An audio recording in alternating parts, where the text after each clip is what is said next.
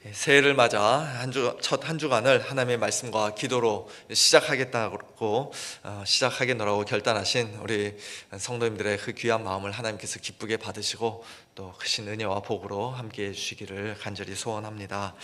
매 새해를 맞을 때마다 우리는 쏜살같이 지난 한 해 그 1년의 시간 속에서 아직 다 끝내지 못한 일들이 여전히 많이 남아있다는 사실에 참 안타까움과 또 아쉬움을 느끼곤 합니다. 그러나 동시에 이제 또 새로운 한 해를 맞이하는 그런 기대와 설렘도 우리는 또한 품게 됩니다.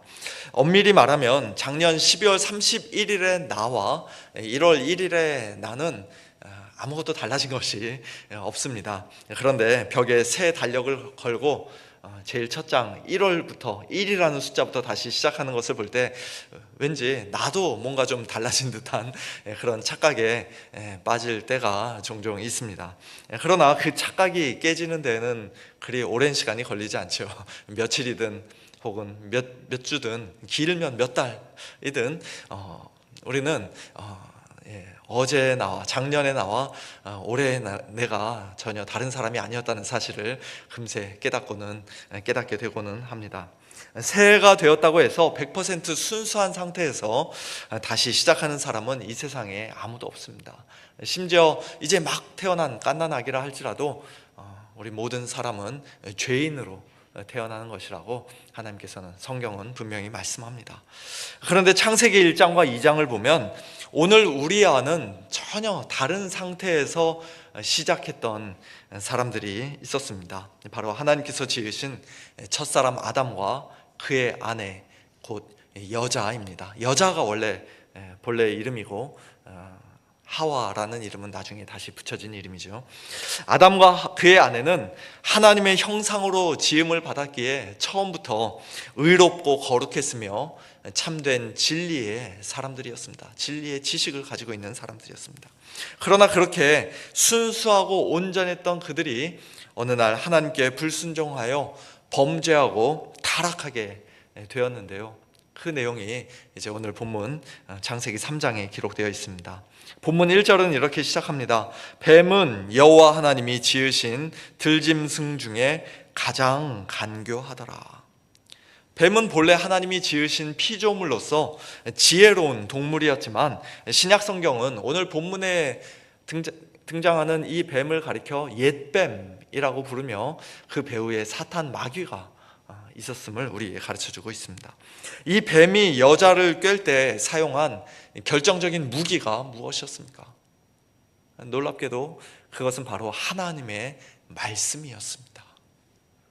뱀은 여자에게 이렇게 묻습니다. 하나님이 참으로 너희에게 동산 모든 나무의 열매를 먹지 말라 하시더냐? 뱀은 하나님의 존재를 부인하지 않았습니다. 하나님이 말씀하시는 하나님이시라는 사실을 부정하지도 않았습니다. 다만 하나님의 말씀 가운데 일부를 살짝 비틀고 아주 조금 왜곡했을 뿐입니다. 그러나 그것이면 충분했습니다. 그리고 그것은 오늘날까지도 계속 이어지고 있는 사탄의 오래된 전략이시요. 뱀의 말은 하나님께서 실제로 하신 말씀과 어떻게 달랐습니까? 창세기 2장 16절과 17절을 보면 하나님께서는 이렇게 말씀하셨습니다. 여호와 하나님이 그 사람에게 명하여 이르시되 동산 각종 나무 모든 나무의 열매는 네가 임의로 먹되 선악을 알게 하는 나무의 열매는 먹지 말라. 네가 먹는 날에는 반드시 죽으리라. 하나님은 동산 각종 나무의 열매는 네가 임의로 먹어도 된다. 마음대로 먹어도 된다. 그러나 단 하나 선악을 알게 하는 나무의 열매는 먹지 마라.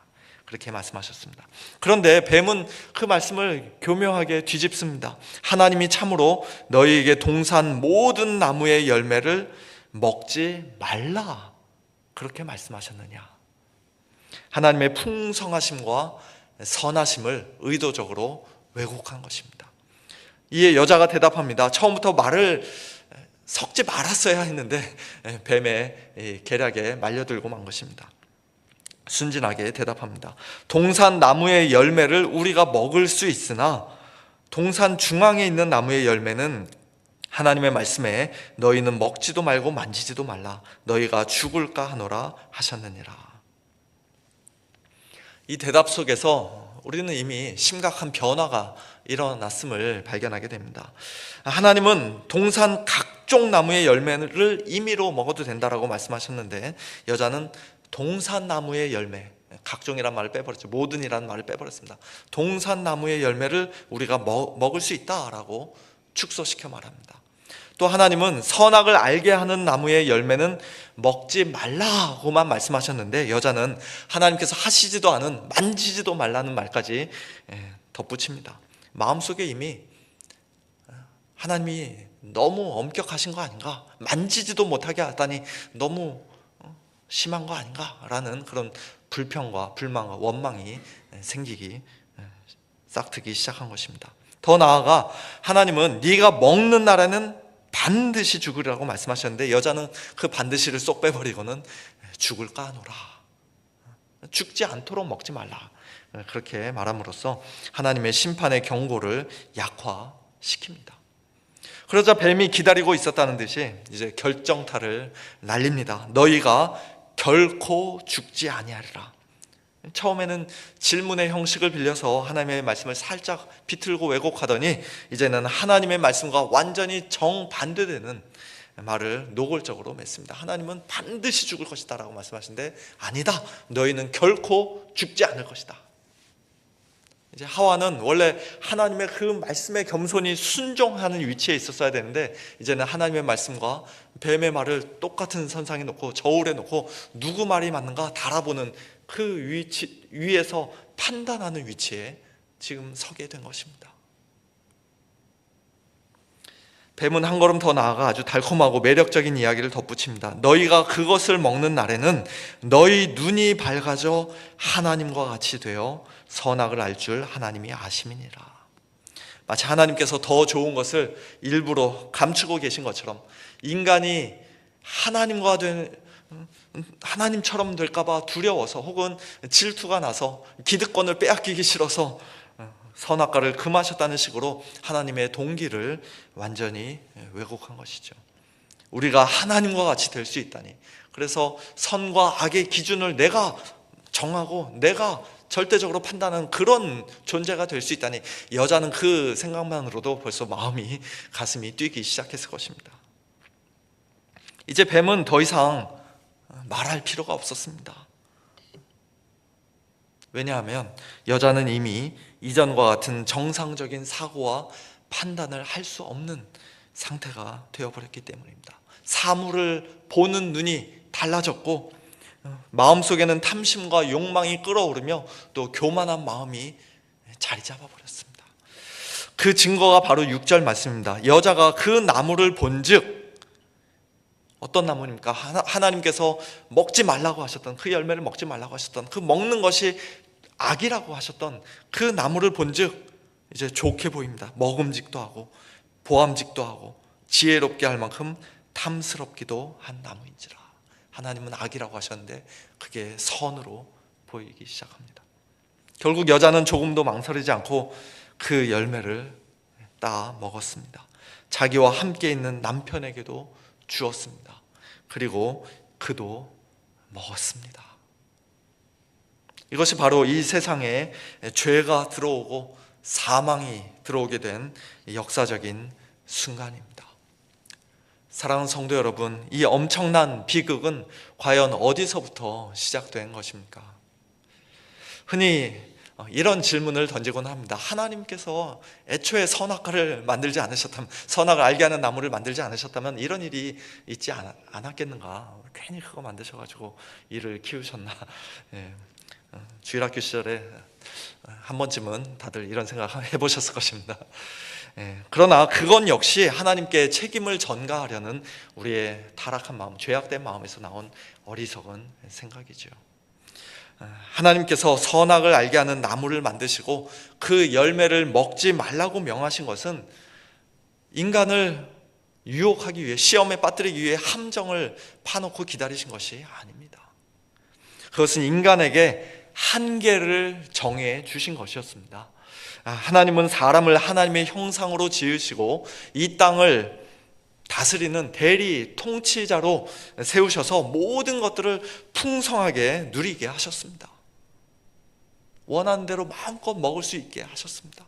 그러나 단 하나, 선악을 알게 하는 나무의 열매만은 먹지 말라고 명하심으로써, 선을 하나 그으심으로써 인간은 결코 하나님과 같은 존재가 아니라 하나님의 말씀에 겸손히 순종해야 하는 피조물이라는 사실을 분명히 가르쳐 주셨던 것입니다.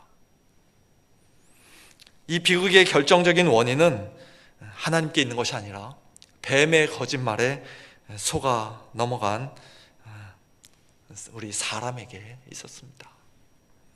다시 말해 하나님의 말씀 위에 굳게 서 있지 못했던 것이 근본적인 문제였습니다. 창세기 2장에서 하나님께서 이 명령을 주실 때에는 아직 여자가 지음받기 전이었기에, 여자가 창조된 이후에는 아담이 자기 아내에게 하나님의 말씀을 전해주고 가르쳐 주었을 것입니다. 그 과정에서 아담이 제대로 분명하고 확실하게 가르쳐 주지 못했든지, 아니면 그의 아내가 말씀을 듣는 시간에 꾸벅꾸벅 졸면서 딴 생각을 했는지, 어쨌든 간에 여자는 하나님의 말씀을 견고히 붙잡지 못한 채 일부는 더하고 일부는 빼다가 결국 뱀의 간교한 거짓말에 완전히 속아 넘어가고 말았습니다. 또한 아담은 하나님으로부터 그 명령을 직접 들었음에도 불구하고 그의 아내가 금단의 열매를 먼저 먹고 자기에게 주었을 때 단호히 거절하지 못하고 하나님의 말씀보다 아내의 말을 더 따르고 말았습니다. 두 사람 다 결국 하나님의 말씀에 굳게 서지 못했던 것입니다. 이처럼 하나님의 말씀을 온전히 붙들지 못하고 불순종함으로써 범죄하고 타락한 비참한 죄인들을 하나님께서는, 긍휼의 하나님께서는 그냥 내버려 두지 않으셨습니다. 두려움에 벌벌 떨며 숨어있던 아담을 향해 아담아 부르시며 하나님이 먼저 찾아오셨습니다. 그리고 이렇게 물으십니다. 네가 어디 있느냐? 누가 너의 벗었음을 내게 알렸느냐? 내가 내게 먹지 말라 명한 그 나무 열매를 네가 먹었느냐? 여자에게도 네가 어찌하여 이렇게 하였느냐라고 물으십니다.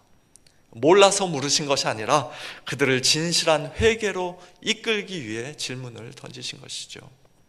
다시 말해 하나님께서 말씀으로 찾아와 주신 것입니다.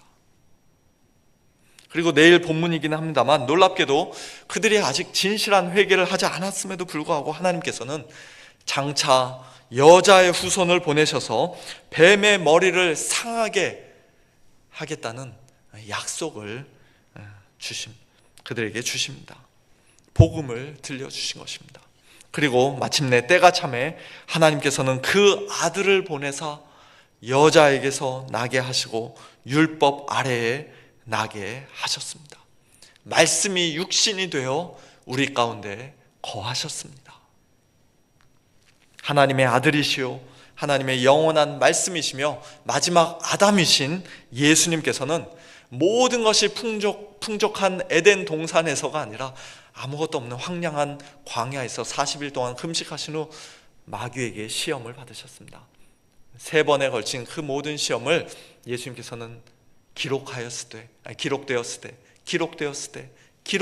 때 하나님의 말씀으로, 오직 하나님의 말씀으로 물리치셨습니다. 예수님은 근본 하나님의 본체이신 분이지만 하나님과 동등됨을 취할 것으로 여기지 않으셨습니다. 이것을 먹으면 하나님과 같이 될 것이라는 기대를 가지고 선악과를 취하였던 아담 부부와는 완전히 정반대로 예수님은 오히려 자기를 비워 종의 형체를 가지사 사람들과 같이 되셨고 자기를 낮추시어 죽기까지, 십자가에 죽기까지 복종하셨습니다. 하나님 아버지께 겸손히 순종하셨고 하나님의 말씀에 끝까지 복종하셨습니다. 그런 예수님을 하나님께서는 지극히 높이사 모든 이름 위에 뛰어난 이름, 곧 주라는 이름을 주셨습니다. 그러므로 그리스도 예수를 주로 받은 성도들, 곧 특별히 올 한 해 주 안에서 행하라는 하나님의 명령에 더욱 순종하며 살겠노라 결단하는 저와 여러분은 교훈을 받은 대로 믿음에 굳게 서서 진리의 말씀으로 날마다 강건해지고 견고해지는 그와 같은 복 있는 자들인 줄로 믿습니다.